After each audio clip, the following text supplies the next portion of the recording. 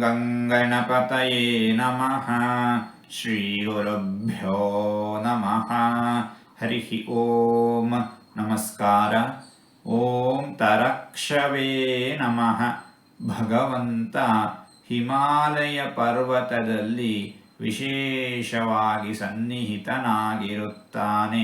ಭಕ್ತರು ಅನನ್ಯವಾದ ಭಕ್ತಿಯಿಂದ ಶ್ರದ್ಧೆಯಿಂದ ಭಗವಂತನನ್ನು ಆಶ್ರಯಿಸುತ್ತಾರೆ.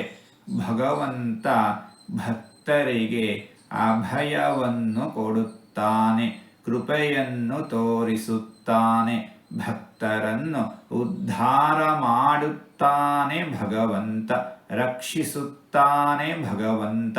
ಇಂತಹ ಭಗವಂತನನ್ನು ತರಕ್ಷವೇ ನಮಃ ಎಂಬುದಾಗಿ ವಿದ್ವಾಂಸರು ವರ್ಣಿಸುತ್ತಾ ಇದ್ದಾರೆ. ಹೀಗೆ 4 ತೊದಲು ಮಾತುಗಳನ್ನು ಆಡಿದ್ದೇನೆ. ಇದರಲ್ಲಿ ಏನಾದರೂ ತಪ್ಪುಗಳು ಇದ್ದರೆ ಆ ತಪ್ಪುಗಳನ್ನು ಬಿಟ್ಟು ಒಳ್ಳೆಯದು ಅಂತ ಏನಾದರೂ ಇದ್ದರೆ ಆ ಒಳ್ಳೆಯದನ್ನು ಮಾತ್ರ ಸ್ವೀಕರಿಸಬೇಕು ಅಂತ ಹೇಳಿ ಪ್ರಾರ್ಥನೆ. ಈ ನುಡಿಗಳನ್ನೆಲ್ಲ ಆಡಿಸಿದ ಭಗವಂತನಿಗೇ ಸರ್ವವೂ ಸಮರ್ಪಿತ.